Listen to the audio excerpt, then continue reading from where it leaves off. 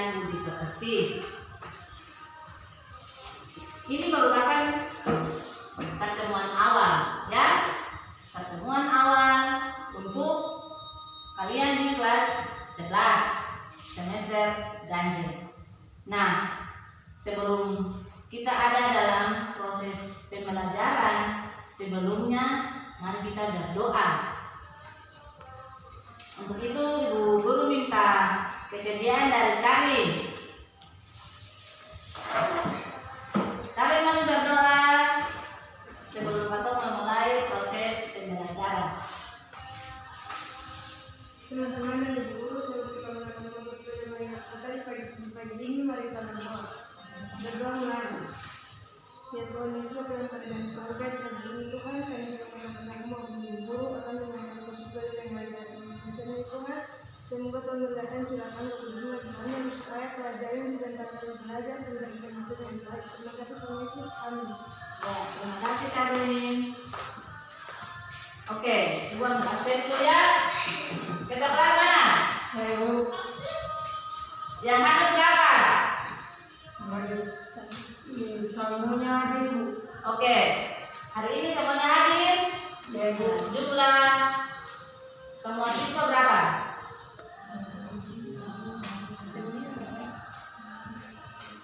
9 orang Ibu. Oke, terima kasih. Jadi ini jurusan apa-apa yang kamu ini? Jurusan ATR, TKJ, sama TPA Ibu. Oke. Hanya dua bahasa itu untuk agama itu tidak lebih dari 2. Jadi ATR dan TKJ. Oke, siap. Di saat ini kita akan masuk dengan materi pokok kita, yaitu peran Allah dalam kehidupan keluarga. Dengan dia punya kompetensi KITI atau yang biasa dikenal dengan KI. Ada 4 KI ya. Yang di dalamnya ada aspek sosial, sikap, pengetahuan, dan aspek keterampilan. Ya, aspek yang pertama terkait dengan 1. Menghayati dan mengamalkan ajaran agama yang dianut. Kemudian yang kedua, menunjukkan perilaku jujur, disiplin, bertanggung jawab, peduli terkait dengan gotong royong, kerjasama, toleran, damai, santun, responsif, dan proaktif sebagai bagian dari solusi atas berbagai permasalahan dalam berinteraksi secara efektif dengan lingkungan sosial dan alam serta menempatkan diri sebagai cerminan bangsa dalam pergaulan dunia. Yang ketiga, memahami, menerapkan, dan menganalisis pengetahuan faktual, konseptual, prosedural, dan metakognitif berdasarkan rasa ingin tahu tentang ilmu pengetahuan, teknologi, seni budaya, dan humaniora dengan wawasan kemanusiaan, kebangsaan, kenegaraan, dan peradaban terkait penyebab fenomena dan kejadian, serta menerapkan pengetahuan prosedural pada bidang kajian yang spesifik sesuai dengan bakat dan minatnya untuk memecahkan masalah. Yang keempat, mengolah, menalar, dan mengaji dalam ranah konkret dan ranah abstrak terkait dengan pengembangan dari yang dipelajarinya di sekolah secara mandiri, bertindak secara efektif dan kreatif, serta mampu menggunakan metode sesuai kaidah ilmuwan. Nah, yang berikut terkait dengan kompetensi dasar atau KD dan IPK atau indikator pencapaian kompetensi. Nah, di sini ada 2 kompetensi ya, 2 kompetensi untuk semester ganjil ini. Yang pertama, mengakui peran Allah dalam kehidupan keluarga. Yang kedua, mengembangkan perilaku tanggung jawab sebagai wujud pengakuan terhadap peran Allah dalam kehidupan keluarga. dari KD yang pertama dia masuk dalam ada 1 IPK, kemudian untuk sikap juga hanya 1 IPK,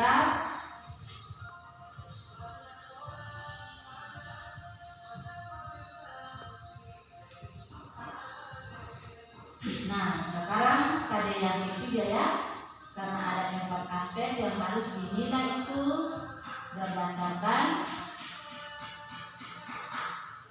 KI.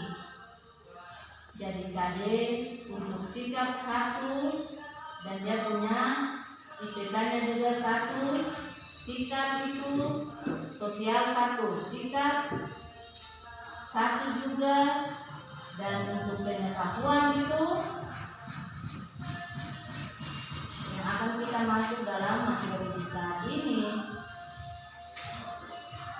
memahami peran Allah dalam kehidupan keluarga.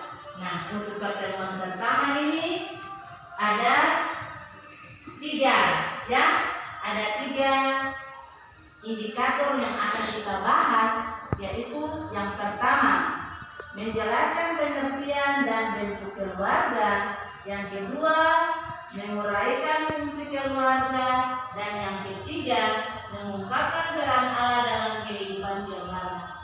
3 indikator ini akan kita bahas dalam pertemuan pertama. Nah, dengan tujuan pembelajaran yang akan kita capai, yang pertama itu memahami pengertian dan bentuk keluarga, yang kedua menguraikan fungsi keluarga, dan yang ketiga mengungkapkan peran Allah dalam kehidupan keluarga. Ya, berbicara terkait dengan keluarga, tentunya anak-anak sudah punya pemahaman apa itu keluarga. Nah, keluarga adalah persekutuan sosial yang paling kecil, toh?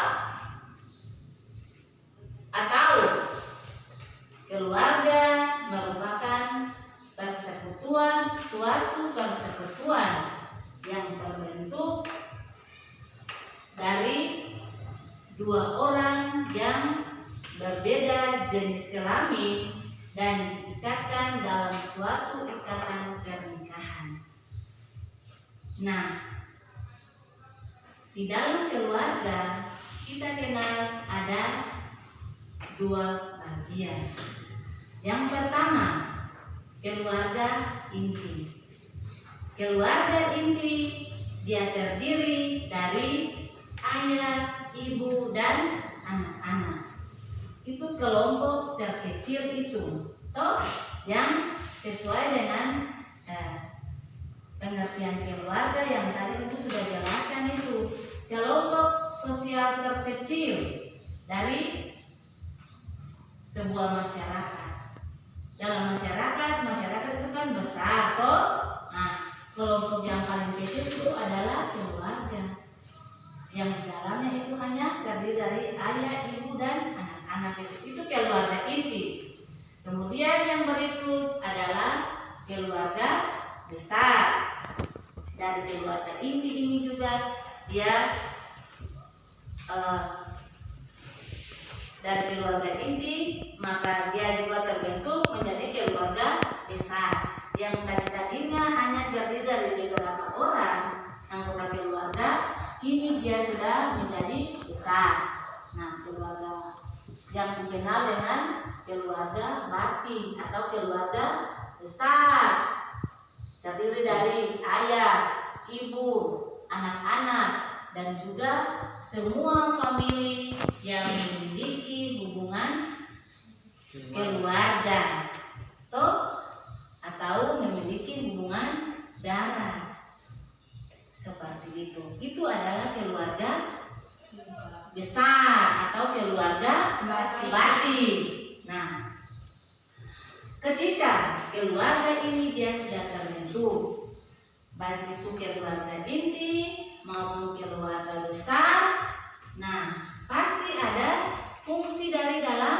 keluarga itu anggota ada fungsi dari keluarga, baik itu dari orang tua maupun kepada anak-anak. Nah, fungsi keluarga yang pertama adalah fungsi sosialisasi. Toh? Nah, fungsi sosialisasi itu terkait dengan apa? Pembentukan kepribadian anak. Toh?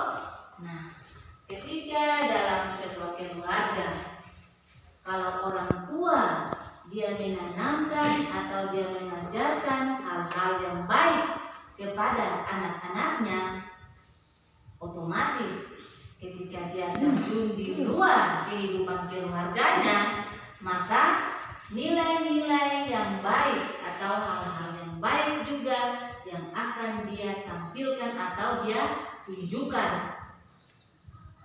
Tetapi kalau di dalam keluarga, orang tua dia menanamkan hal-hal yang tidak baik. Dalam artian, contoh ya, misalnya kebiasaan orang tua yang suka mengeluarkan kata-kata kotor. Nah, pasti anak-anaknya juga akan mengikuti orang tua toh. Ketika dia ada di luar bermain bersama dengan teman-teman, baik itu sebaya maupun orang dewasa, tanpa sadar ada sesuatu yang mungkin menyinggung perasaannya, langsung kata-kata kotor itu juga yang dikeluarkan. Nah, seperti itu contoh. Toh, kalau memang dalam kehidupan keluarga orang tua suka mengucapkan kata-kata kotor itu hal-hal yang tidak baik. Toh, nah bagaimana sebagai orang tua itu kalau dia mau lakukan fungsi sosialisasi itu dia harus menyerapkan hal-hal yang baik supaya anak-anaknya juga bisa menampilkan hal-hal yang baik. Yang kedua, fungsi edukasi atau education itu terkait dengan pendidikan. Orang tua itu dia punya tugas dan tanggung jawab untuk mendidik, membesarkan, tetapi juga harus menyekolahkan anak-anak. Nah, fungsi edukasi ini mengajarkan orang tua supaya dia mau untuk menyekolahkan dia punya generasinya atau dia punya anak-anak itu. Toh, bukan orang tua hanya melahirkan lalu membesarkan, tapi dia membiarkan anak-anak itu nganggur, tidak bersekolah. Itu pertanda bahwa orang tua yang tidak bertanggung jawab. Toh, orang tua yang tidak melaksanakan fungsi sosial, fungsi edukasi dengan baik dalam keluarga. Yang ketiga, fungsi religius. Religius itu terkait dengan kita punya kepercayaan kepada Tuhan.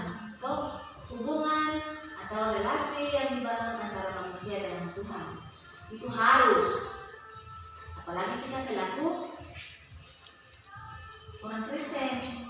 Nah, toh kita harus mempunyai iman yang kuat kepada Yesus Kristus sebagai Tuhan dan Juru Selamat kita. Oleh karena itu, fungsi religius itu dia sangat berperan. Orang tua harus menerapkan itu kepada anak-anaknya dengan sungguh-sungguh. Di dalam Ulangan 6 ayat 9, ya, di situ dia bilang begini. Orang tua harus mengajarkan anak-anaknya itu secara berulang-ulang. Nah, secara berulang-ulang, jadi ketika anak-anak itu ada membuat kesalahan saat makan atau saat duduk nonton bersama atau saat mau tidur, orang tua menasihati secara berulang-ulang itu kita selaku anak-anak jangan merasa bosan. Jangan merasa bosan, tetapi itu adalah tanggung jawab orang tua. Nah, orang tua menasihati atau mengajarkan anak secara berulang-ulang itu supaya mengingatkan anak-anak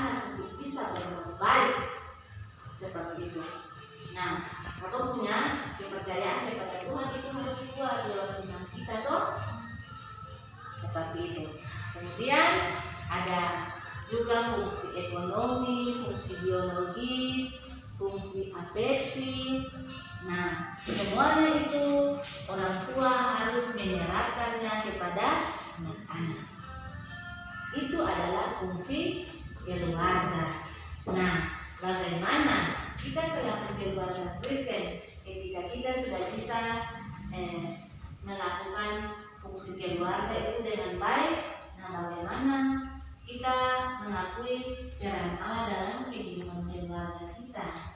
Toh, bagaimana kita mengakui peran Allah dalam kehidupan keluarga kita? Ketika kita mengundang Tuhan hadir dalam kehidupan keluarga kita, segala macam cobaan, tantangan, dan masalahan, hambatan apapun yang mengganggu atau dihadapi oleh keluarga dapat kita selesaikan itu dengan baik, asalkan kita mengandalkan Tuhan dalam keluarga kita. Tapi kalau kita mengandalkan kita punya kekuatan, kita punya kehebatan, yang otomatis semuanya akan sia-sia. Toh? Nah, oleh karena itu bagaimana atau harus mengandalkan Tuhan dalam setiap persoalan kita, terutama hadir dalam kehidupan keluarga. Nah, karena keluarga yang terbentuk itu bukan karena rencana manusia, tapi itu karena lewat rencana Tuhan. Ada suatu ikatan pernikahan. Toh, yang tadi awal Ibu Guru sudah jelaskan bahwa keluarga itu dia terbentuk karena adanya suatu persekutuan dari dua orang yang berbeda jenis kelamin yang diikatkan dalam suatu ikatan pernikahan. Nah, apalagi kita selaku orang Kristen, dalam firman dia bilang bahwa apa yang telah disatukan oleh Allah tidak dapat diceraikan oleh manusia, hanyalah mau. Toh, jadi kalau Allah sudah mempersatukan manusia dalam sebuah ikatan, toh dalam sebuah ikatan yang suci, yang kudus untuk membangun sebuah rumah tangga. Nah, harus kita mengandalkan Tuhan dalam kehidupan keluarga itu, bukan kita beranggapan bahwa karena kita cinta C, toh beta suka C, makanya ketentuan bisa bersatu.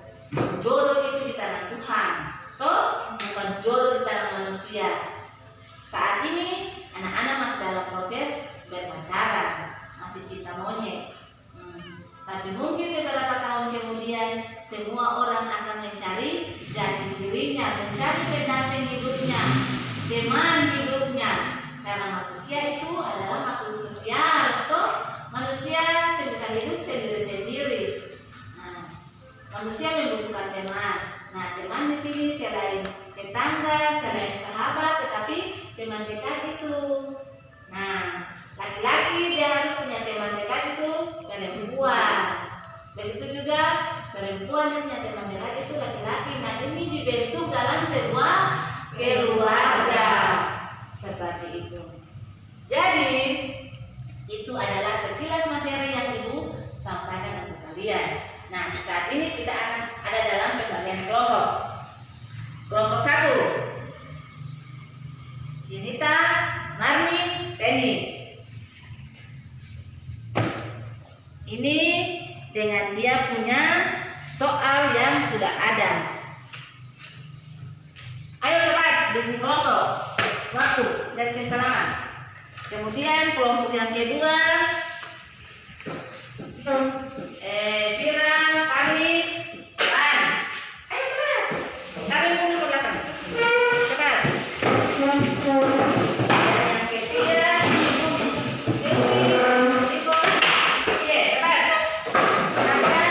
sesuai soal yang ada. Setelah itu masing-masing kelompok mempresentasikan dia punya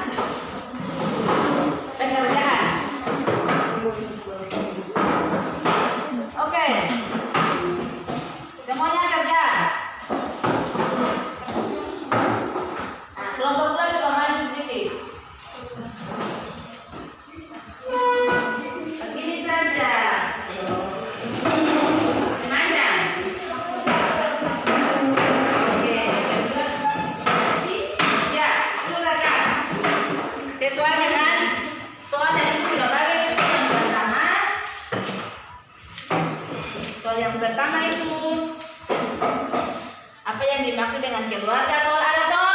Ada. Nah, soal yang kedua, apakah keluarga mempunyai arti yang sama dengan rumah tangga? Dan yang ketiga, sebutkan fungsi keluarga. Yang keempat, jelaskan peran Allah dalam kehidupan keluarga menurut Kejadian 2 ayat 21 sampai dengan 25 itu. Jadi di situ ada 3 landasan untuk membangun sebuah keluarga Kristen itu. Ayo kerja cepat, 5 menit atau presentasi.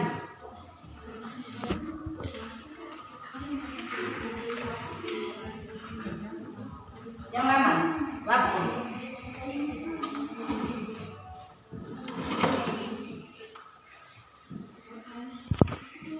Masing-masing kelompok angkat dia punya ketua kelompok, kemudian sekretaris.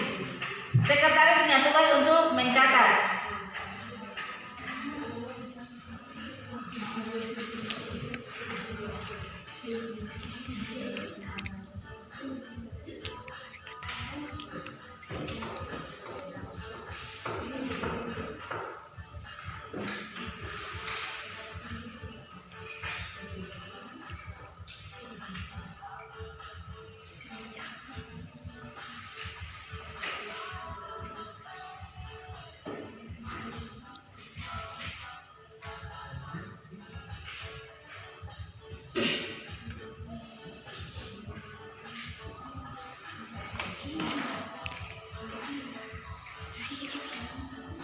Ayo buat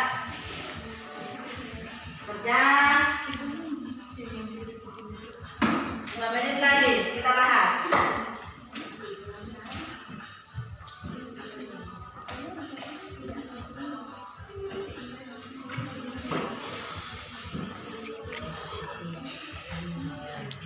Kelompok 1 siap? Sudah? Kelompok 2? Kelompok 3? Oke, sekarang waktunya masing-masing kelompok mempresentasi ya. Oke, udah masuk Ibu Guru, berikan kesempatan kepada kelompok 1. Kelompok 1 silakan. Terima kasih atas kesempatan yang diberikan kepada kami kelompok 1 untuk mempresentasikan. Perhatikan yang lain. Untuk itu kepada teman yang sudah siap silakan. Baik, saya akan menjawab pertanyaan-pertanyaan yang sudah ada di dalam lembaran pertanyaan ini. Ya, yang pertama, apa yang dimaksud dengan keluarga? Yang dimaksud dengan keluarga adalah keluarga terbentuk apabila ada ikatan darah atau perkawinan, yaitu adopsi. Kemudian yang kedua, apakah keluarga mempunyai arti yang sama dengan rumah tangga? Sama, karena keluarga adalah kelompok atau persekutuan sosial yang paling kecil, sedangkan rumah tangga adalah sebuah keluarga yang dipakai oleh seorang kepala keluarga, yaitu ayah, dan anggota keluarga yang terdiri ibu dan anak-anak. Ya, kemudian fungsi keluarga apa saja? Fungsi sosialisasi, fungsi afeksi, fungsi religius, fungsi edukasi. Ya, yang keempat, sebutkan 3 landasan yang dalam membangun keluarga Kristen sesuai Kejadian 2 ayat 21 sampai 25. Yang pertama, seorang laki-laki akan meninggalkan ayahnya dan ibunya. Oke. Bersama dengan istrinya. Yang ketiga, menjadi satu daging. Ya. Terima kasih. Oke, beri aplaus untuk kelompok 1 dulu. Kelompok 2 dan 3 ada mau menanggapi? Tidak ada Ibu. Oke, sekarang kalau memang tidak menanggapi, kelompok 2 silakan. Ayo. Terima kasih atas kesempatan yang telah diberikan kepada kami kelompok 2 untuk mempresentasikan hasil diskusi kami kepada Ibu. Langsung langsung saja. Yang pertama, manajemen keluarga. Apa itu keluarga? Keluarga adalah kelompok atau persekutuan sosial yang paling kecil. Yang kedua, apakah keluarga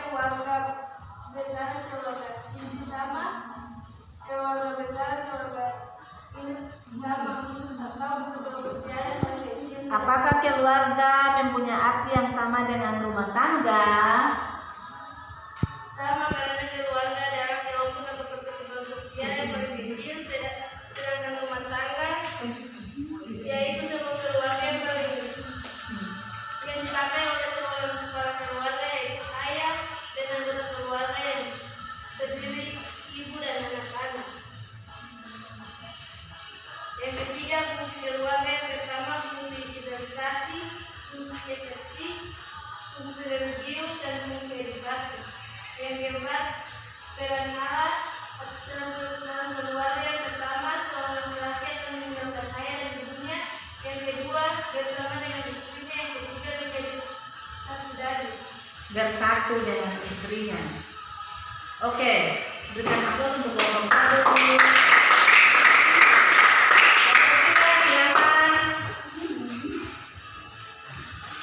Terima kasih atas kesempatan yang diberikan kepada kami kelompok 3 untuk menjawab pertanyaan dari Ibu Guru.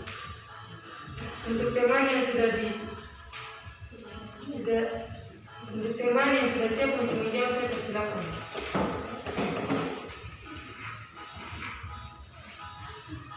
Soal yang pertama, apa yang dimaksud dengan keluarga?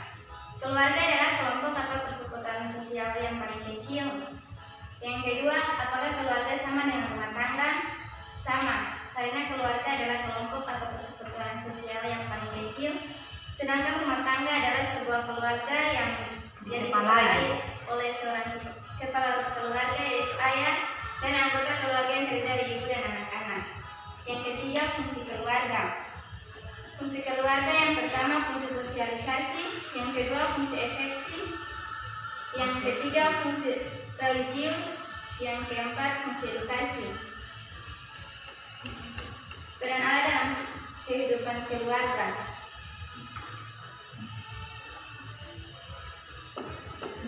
Aku sebutkan 3 landasan.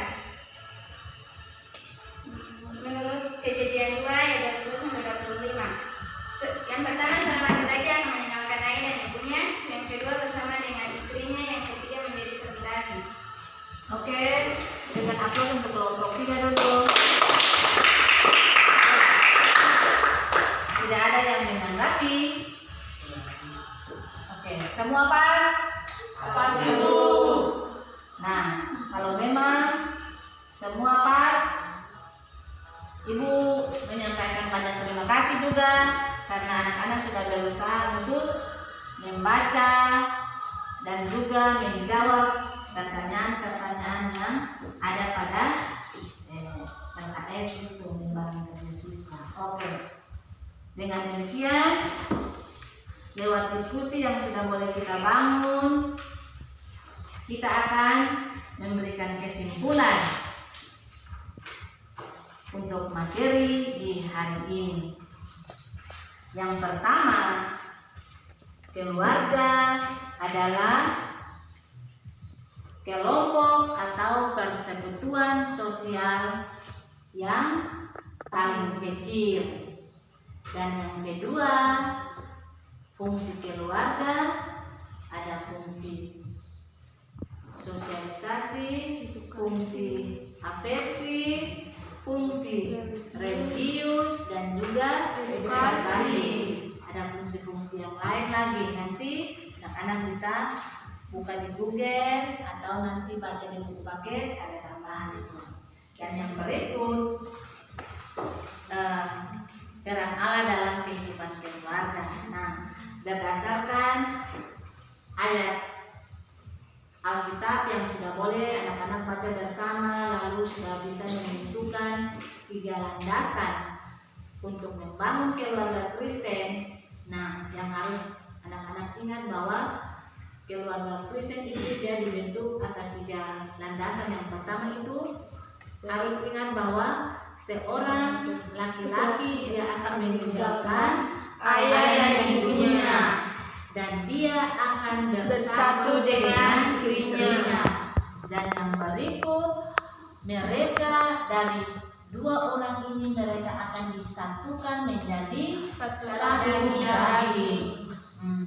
satu dalil itu bukan, jangan anak-anak berpikir bahwa laki-laki dengan perempuan tubuh jadi satu, atau menjadi satu dalil itu dalam artian bahwa suka duka akan dijalani, akan dirasakan oleh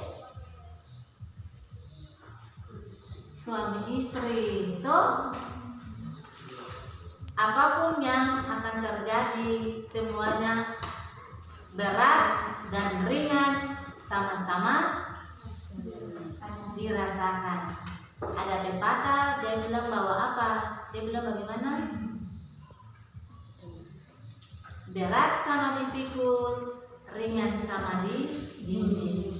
Jadi susah senang sebuah rumah tangga itu akan dijalani oleh suami istri secara bersama-sama.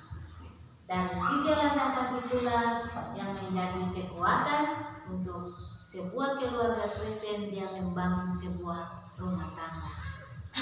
Oke, itu kesimpulan yang dapat Ibu Guru sampaikan di saat ini.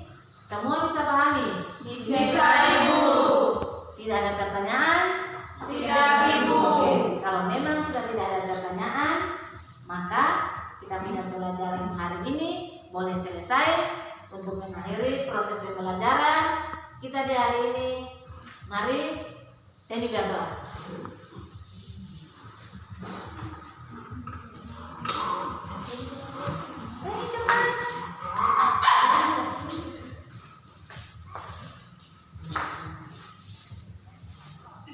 Teman-teman, sebelum kita mengakhiri pelajaran kita di saat ini, mari kita berdoa. Berdoa mulai. Terima kasih ya Tuhan karena begitu besar cinta dan kasih-Mu kepada kami, sehingga Tuhan telah menjaga kami dari pagi hingga di siang hari ini. Kami sudah selesai belajar pendidikan agama Kristen ya Tuhan. Kami mohon kepada-Mu Tuhan, hari datang bukalah alam pemikiran kami supaya tadi apa yang diberikan oleh Ibu Guru kepada kami bisa menjadi bekal bagi masa depan kami dalam kehidupan hari lepas hari. Dalam nama Tuhan Yesus kami berdoa kepada Tuhan. Terima kasih Teni. Oke. Siap. Hormat. Selamat siang Ibu Guru. Siang. Sampai ketemu minggu depan.